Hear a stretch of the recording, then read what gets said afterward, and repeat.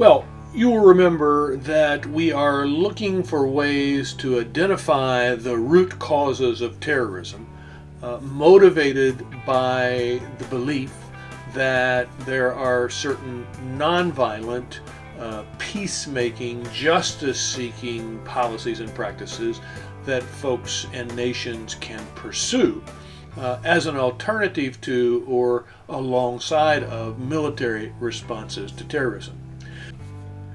In our first two presentations, we looked at first the clash of civilizations, which is the idea that terrorism arises primarily out of some fundamental tensions between the Western Christian world or culture and the Muslim world.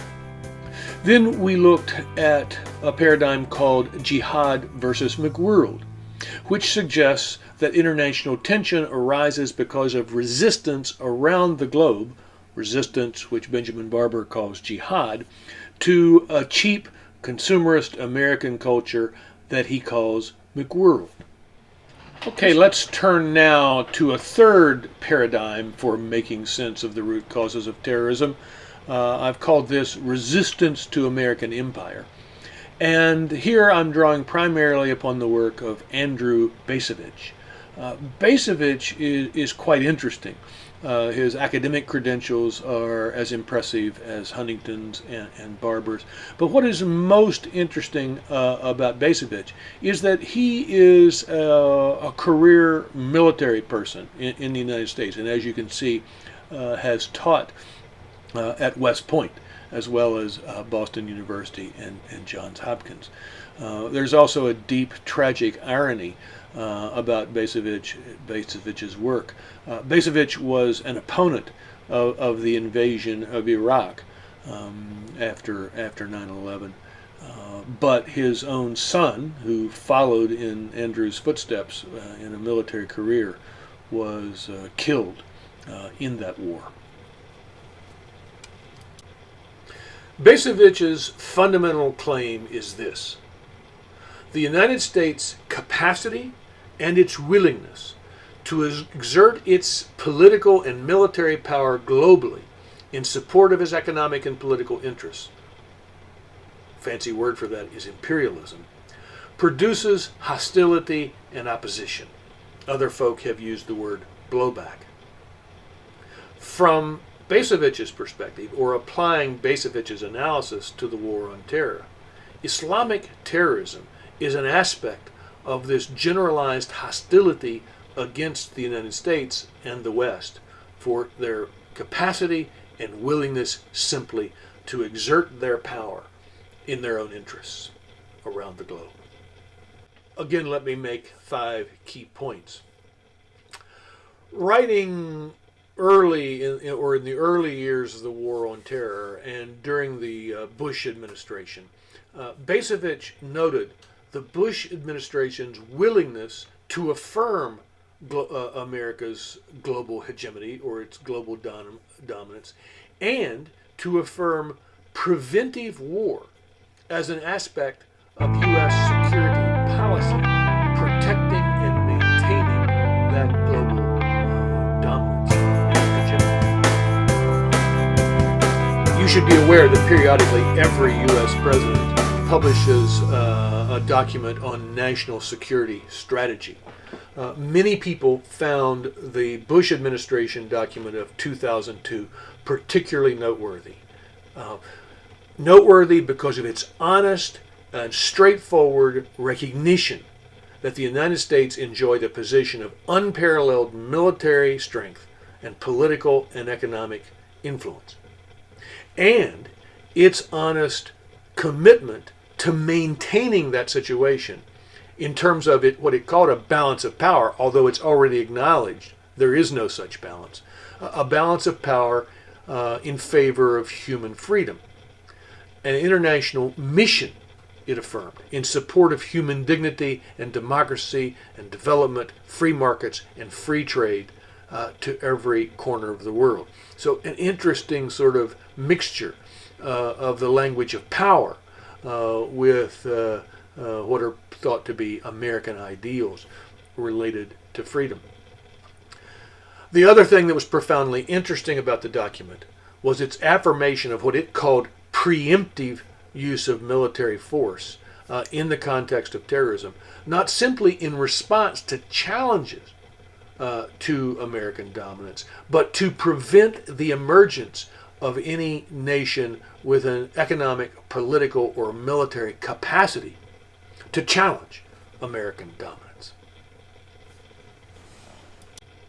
Though Bacevich identified that aspect of Bush administration policy, he was clear in suggesting that the militarization, or what he called the militarization of U.S. foreign policy, began under a Democratic president, began after the collapse of the Soviet Union, right? And you should be aware, and I drew this from Newsweek magazine, the claim that the United States spends more on military spending than all the other nations of the world combined, even though all of those nations, with the possible exception of Russia, that are ranked below us, are our allies.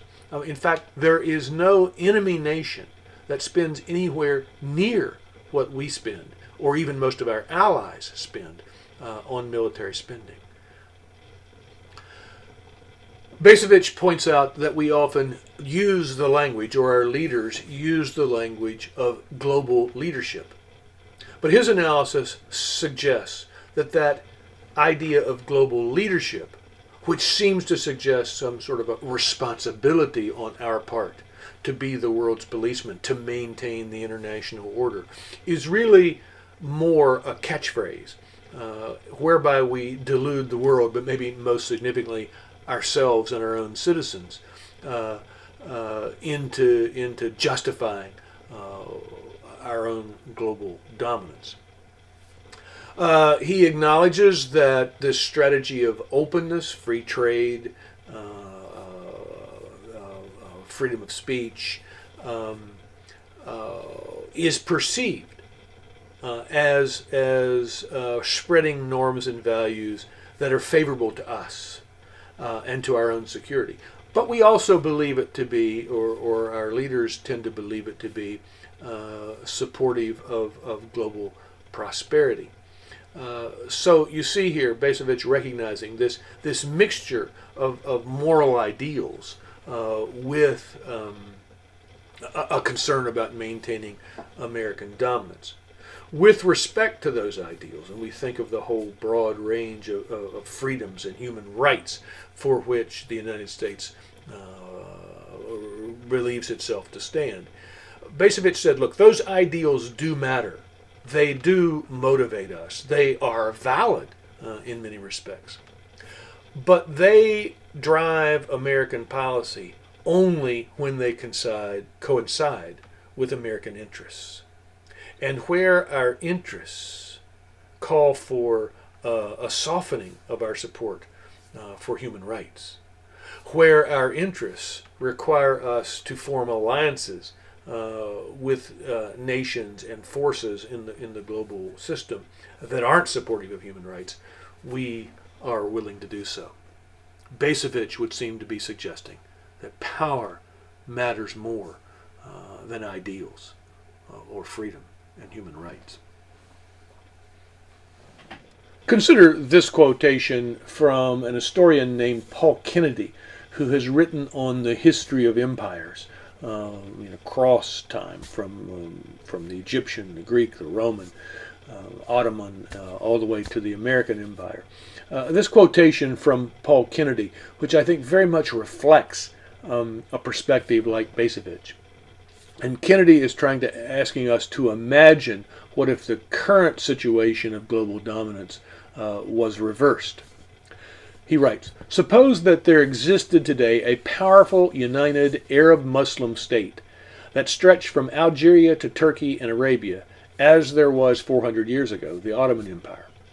Suppose this unified Arab-Muslim state had the biggest economy in the world and the most effective military, of course, as the United States does today. Suppose, by contrast, this United States of ours had split into 12 or 15 countries with different regimes, some conservative and corrupt. Suppose that the great Arab Muslim power had its aircraft carriers cruising off our shores, its aircraft flying over our lands, its satellites watching us every day. Suppose that its multinational corporations had reached into North America to extract oil and paid the corrupt conservative governments big royalties for that. Suppose that it dominated all the international institutions like the UN Security Council and the IMF. Suppose that there was a special state set up in North America 50 years ago of a different religion and language to ours, and the giant Arab Muslim power always gave it support. Here he's asking us to imagine a parallel to Israel in the middle of the Muslim world. Suppose that there was suppose the Colossus state was bombarding us with cultural messages about the status of women, about sexuality that we found offensive. Suppose it was also always urging us to change, to modernize, to go global, to follow its example. In those conditions, would not many Americans steadily grow to loathe that Colossus, wish it harm, and perhaps try to harm it? I think so, he says. Now, when we think about the role of religion, I would ask this question. If these were the realities, might not many among us who are Christians find within our scriptures and in our faith justification for a violent resistance to that Arab Muslim empire? It's a point worth pondering, isn't it? It's also important to remind ourselves in thinking about a Christian appropriation of Bacevich's ideas that the American empire, which he identifies, has roots in what might be called the American civil religion, or what I referred to way back in our presentation on Christian worldview in America, this idea that the United States has unique theological significance, an idea that has been important throughout American history. You remember Roger Betzworth described it this way, quote, "From the beginning, Americans have believed that they have a special destiny, a worldwide mission. The mission of America, an historically created system of meaning, has been an unusually powerful pattern in terms of which we Americans have understood our role in the world community, and by which we have shaped and ordered our relationship to other nations." Now, you'll remember, this idea of the United States having unique theological significance has used a variety of language. We've talked about the United States as God's new Israel, a new chosen people. The secular version of that we hear more about today is this idea of American exceptionalism, that somehow we are unlike any other nation in the world because our values are somehow universal ones, divinely inspired ones. We are a Christian nation. All of that, I think it's important to recognize, has been a theological, religious, spiritual, if you will, undergirding and justification for what Bacevich calls the American empire, that is now producing such profound resistance. It may also be important to remember here that when we spoke about this idea that the United States has unique theological significance, we talked about Betzworth's distinction between two versions of that belief.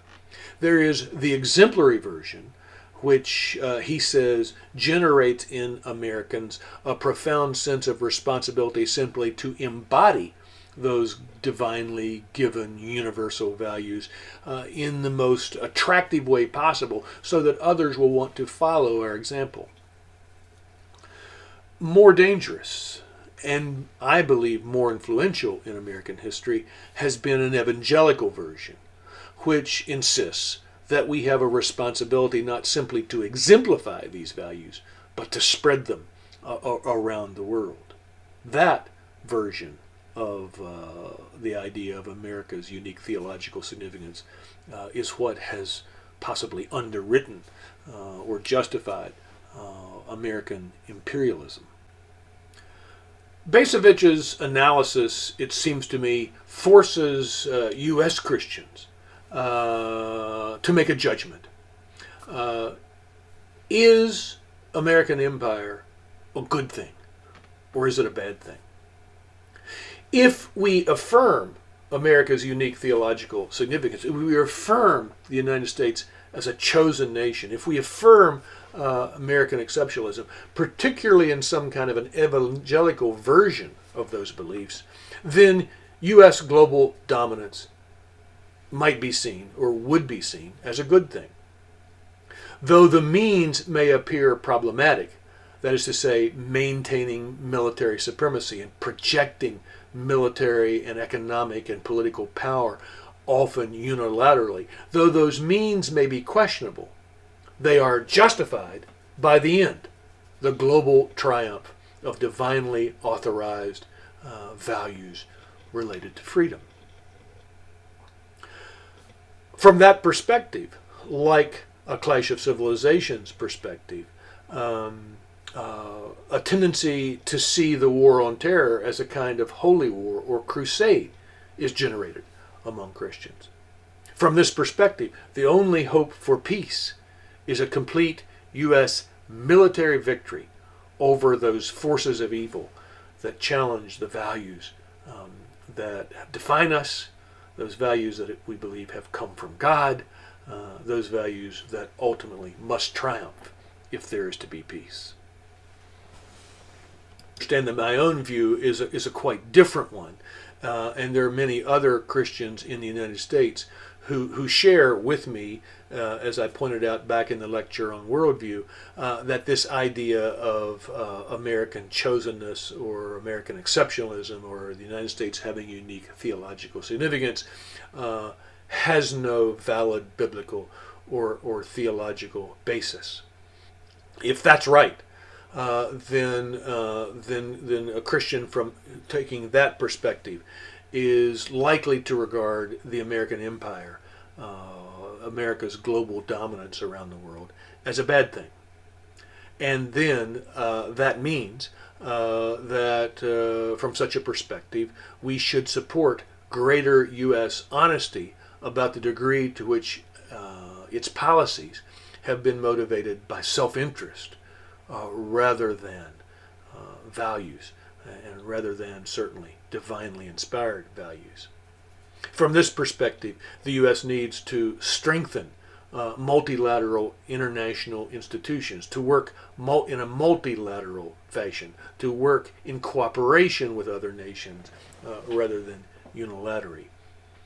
And maybe most significantly, from this perspective, Christians would claim that the U.S. needs to significantly diminish its global military posture.